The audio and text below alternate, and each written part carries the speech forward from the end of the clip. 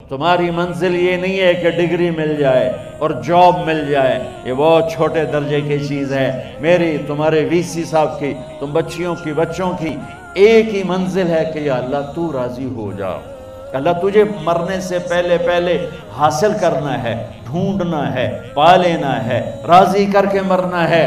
لیتک تحلو والایام مریرۃ ولیتک ترضی والانام غضاب ولیت الذی بینی وبینک عامر وبینی وبین العالمین خراب ولیت الشراب من ودادک صافیا وشربی من ماء المعین السراب فاذا صح منک الود فالکل حین وکل الذی فوق التراب التراب۔ اللہ کو پاتے ہوئے جو سودا کرنا پڑے کر جاؤ۔ عبداللہ بن حذیفہ کو رومیوں نے پکڑ لیا، صحابی ہیں، ان کو آگ میں ڈالنے لگے تو وہ رو پڑے، تو لوگوں نے رومی بادشاہ سے کہا کہ یہ رو پڑا ہے، ڈر گیا ہے، ان کا لے آؤ، میرے پاس لے آؤ۔ ان کو واپس لائے تو رومن بادشاہ نے پوچھا کیوں روئے ہو، موت سے ڈر گئے ہو؟ کہنے لگے موت تو ہمارے لیے سب سے بڑا تحفہ ہوتا ہے، میں اپنی بے بسی پہ رویا ہوں۔ کہ کیا بے بسی ہے؟ کہ بے بسی یہ ہے کہ ایک جان ہے، آگ میں گرتے ہی جل کے راکھ ہو جائے گی، کاش میرے جسم پر جتنے بال ہیں اتنی میری پاس جانیں ہوتی اور میں ایک ایک جان کو اللہ کے نام پہ قربان کرتا۔ آج مرنے کا مزہ نہیں آ رہا، اس پہ رویا ہوں۔ تو بادشاہ اتنا حیران ہوا، انہوں نے کہا تو میرا ماتھا چوم دے اور میں تمہیں آزاد کرتا ہوں۔ تو اس کا ماتھا چوما، انہوں نے چھوڑ دیا۔ 2000 سال پیچھے چلے جائیں، فرعون دنیا کا واحد انسان ہے جس نے کہا انا ربکم الاعلی، میں سب سے بڑا رب ہوں، اور اپنے آپ کے رب ہونے کا دعویٰ انسانوں میں صرف فرعون کا ہے۔ اس کی باندی مسلمان ہو گئی، موسیٰ علیہ السلام کا کلمہ پڑھ لیا، ایمان چھپتا نہیں، وہ پتہ چل گیا۔ فرعون نے اس کو پکڑوایا، اس کی 2 بچیاں، ایک دودھ پیتی ایک ساتھ چلتی، اور اس نے اپنے دربار میں کڑاہ میں تیل ڈلوایا، نیچے آگ لگوائی، تیل ابلنے لگا۔ جب وہ پوری طاقت سے ابلنے لگا تو اس نے فرعون نے اس عورت سے، اس باندی سے کہا یہ آگ تیرے سامنے ہے، جلتا ہوا تیل، موسیٰ کے رب کو مانے گی تو پہلے تیری بچیوں کو جلاؤں گا پھر تجھے جلاؤں گا، اور اگر مجھے رب مانے گی تو تیرے گھر کو سونے چاندی سے بنا دوں گا، تیرے گھر کو سونے چاندی سے بھر دوں گا۔ اللہ کا پا لینا یہ میری آپ سب کی معراج ہے، اور اللہ کو کھو دینا میرے آپ سب کے لیے ہلاکت اور تباہی ہے۔ سنو اس نے کیا کہا؟ اللہ نے اپنی محبت کو ماں سے تشبیہ دی ہے، باپ سے نہیں دی، اور چھوٹا بچہ زیادہ ممتا کو لیتا ہے۔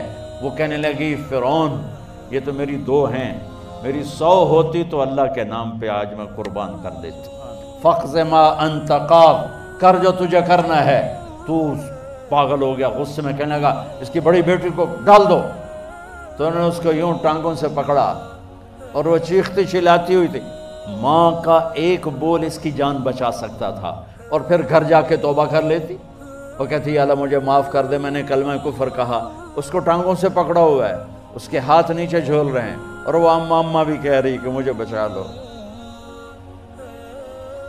ماں نے اپنی آنکھوں سے بچی کو تیل میں یوں ڈوبتے دیکھا، اور پھر وہ ابھری جیسے مچھلی تلنے کے لیے، جیسے مچھلی تلی جاتی تو باہر آ جاتی، اوپر آ جاتی، تو وہ ایسے بلبلے اٹھ رہے تھے۔ وہ ایک ہی لمحے میں اس کی تو جان گئی، ایک آنسو کا قطرہ اس نے نہیں نکلنے دیا اپنی آنکھوں سے، اور اپنے دل کو جب مضبوط کیا تو میرے رب کی غیرت، میرے رب کی رحمت محبت حرکت میں آئی۔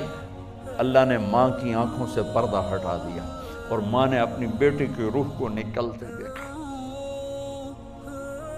اور وہ کہہ رہی ہے اصبری یا ام فإن لک من الأجر کذا وکذا۔ ماں جی ڈرنا نہیں، صبر کرو، جنت تیار ہے، جنت تیار ہے۔ معصوم بچی کو تو پتہ بھی نہیں تھا کہ کیا ہونے والا ہے، اس کو پکڑ کے یوں ڈالا، اس کی تو آہ بھی نہ نکلی، اور وہ مچھلی کی طرح تلی گئی۔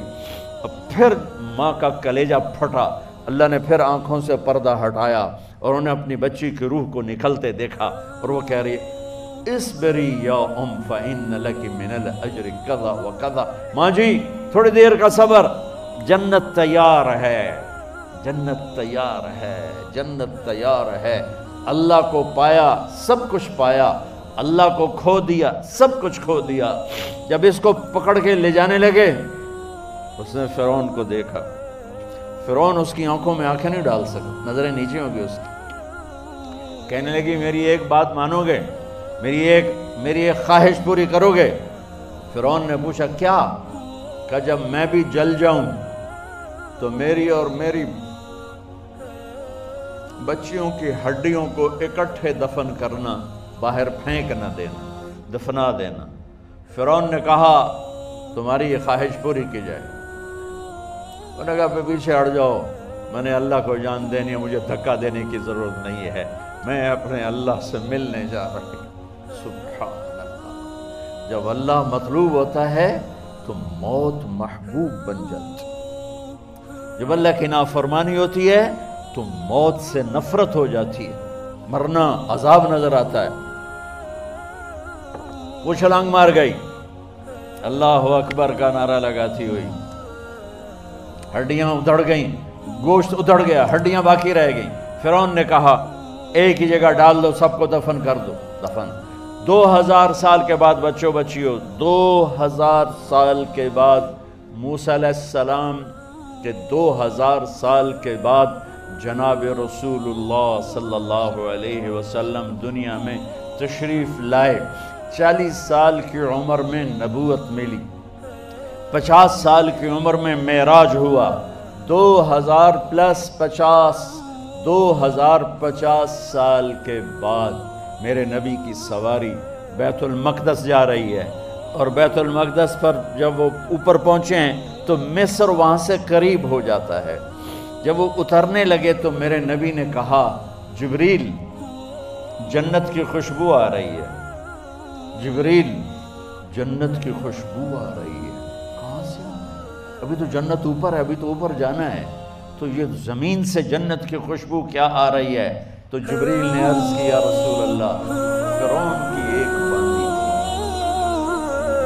جو اللہ سے سودا کر گئی جان کا اور اپنی بچیوں کا، اس کی بچیوں کی ہڈیوں کو جہاں دفن کیا گیا ہے، یہ خوشبو جس دن انہیں دفن کیا تھا اس دن سے لے کر آج تک یہ خوشبو آ رہی ہے، اور یہ قیامت تک آتی رہے گی۔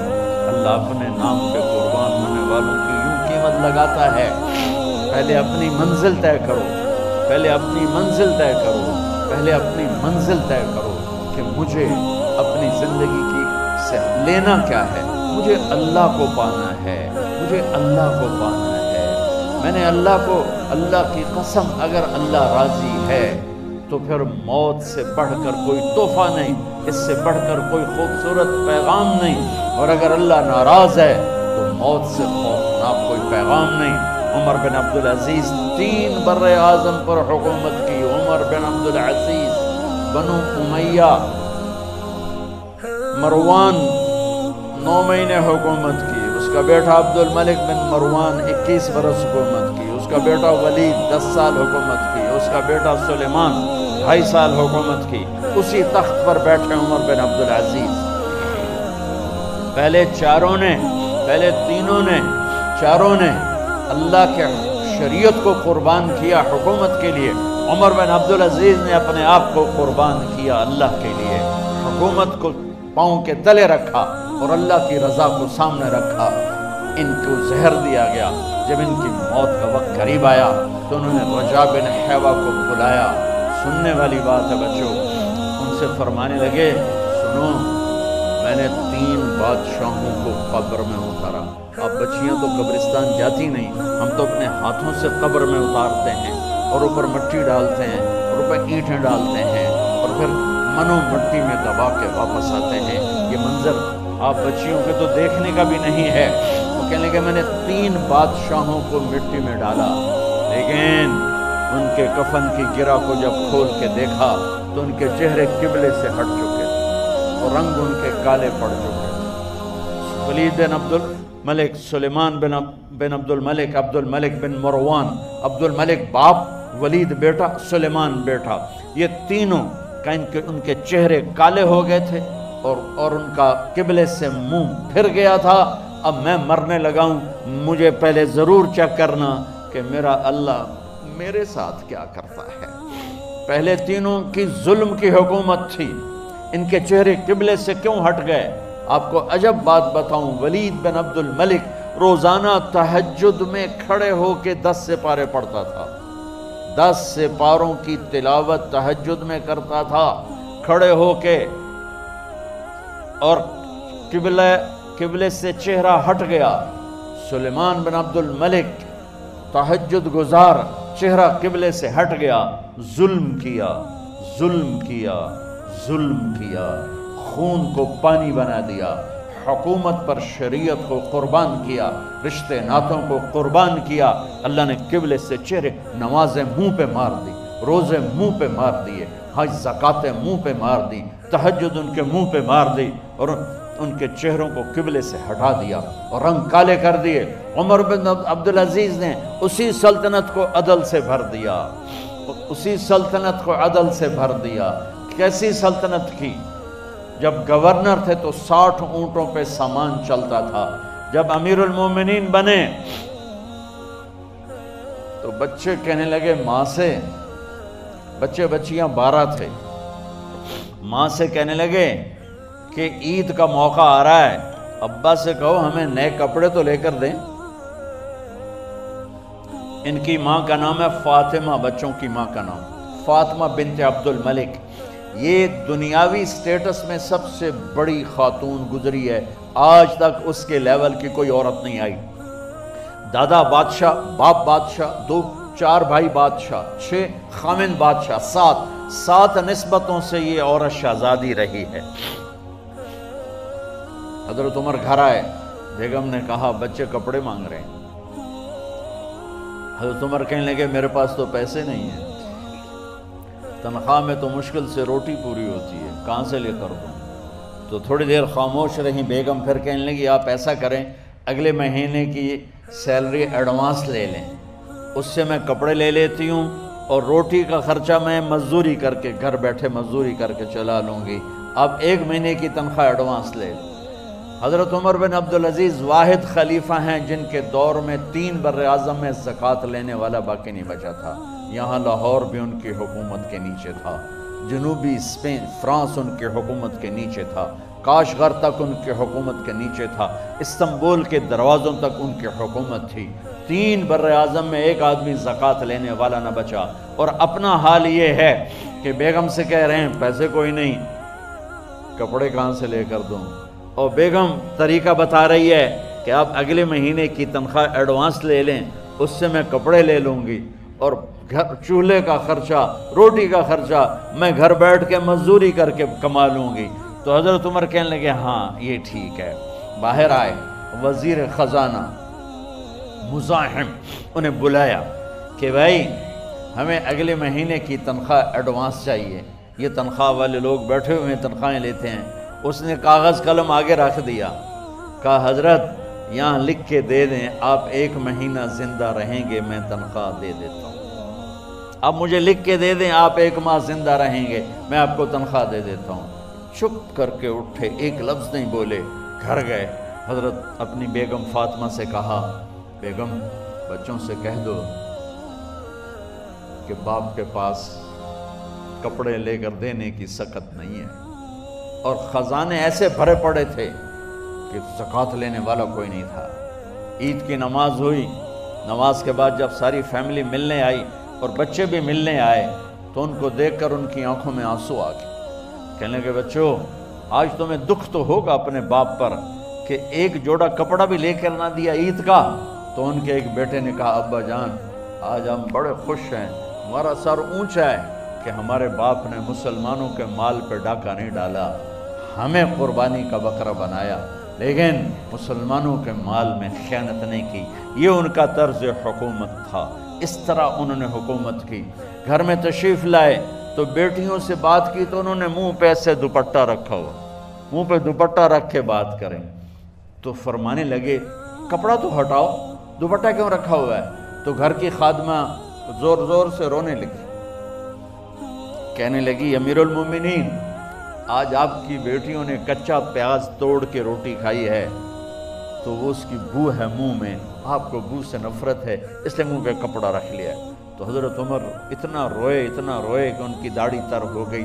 کہنے لگے آخر میں جب تھوڑا آسرے میں آئے، کہا میری بیٹیوں، تمہارا باپ تمہیں بڑے اچھے کھانے کھلا سکتا ہے، لیکن میں جہنم کو برداشت نہیں کر سکتا، میں جہنم کی آگ برداشت نہیں کر سکتا۔ اب مرنے کا وقت آ گیا۔ جب وہ گورنر تھے تو 60 اونٹوں پہ ان کا سامان چلتا تھا، اور جب وہ امیر المومنین بنے تو عیادت کے لیے لوگ آ رہے تھے، تو سالے عیادت کے لیے آئے، فاطمہ کے بھائی، کپڑے دیکھے امیر المومنین کے تو بہن کو ایک طرف کر کے فرمایا، بڑے نیک سرداروں میں سے تھے یہ مسلمہ بن عبد الملک، کہنے لگے امیر المومنین کے کپڑے تبدیل کروا دو، لوگ پوچھنے آ رہے ہیں تو میلے کپڑے اچھا نہیں لگتا۔ کہا جی بھائی کرواتی ہوں۔ اگلے دن جب وہ حال پوچھنے آئے تو پھر وہی کپڑے تھے، تو انہوں نے ان کو الگ جا کر کہا، بہن میں نے تمہیں کہا تھا کپڑے بدلوا دیتی، کیوں نہیں بدلوائے؟ تو وہ رونے لگی، کہنے لگی کہاں سے بدلواؤں، جوڑا ہی ایک، کہاں سے بدلواؤں؟ اور حکومت کتنی تھی؟ 3 بر اعظم، 3 بر اعظم کی حکومت۔